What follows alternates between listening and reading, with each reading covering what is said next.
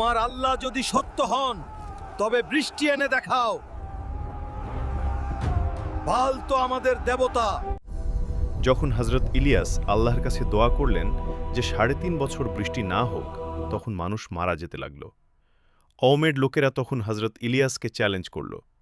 হযরত ইলিয়াস বললেন, ঠিক আছে, কোহে কার্মেল পাহাড়ে এসো, আজ খোলা মোকাবেলা হবে।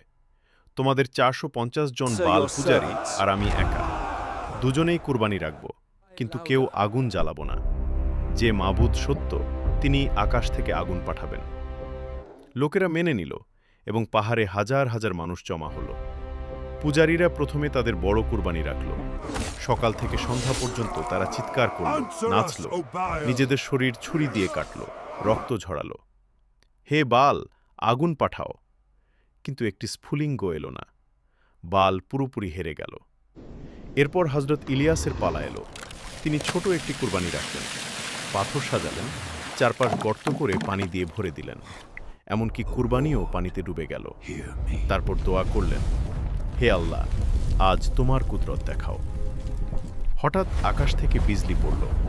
আগুনের এক বিশাল গোলক নেমে এলো এবং কুরবানি, কাঠ, পাথর, পানি, মাটি সব পুড়িয়ে ছাই করে দিল।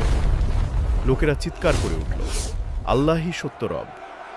তার ফলেই হযরত ইলিয়াস আবার পাহাড়ে চড়লেন। ৭ বার আকাশের দিকে তাকিয়ে দোয়া চাইলেন। সপ্তমবার ছোট এক মেঘ দেখা দিল।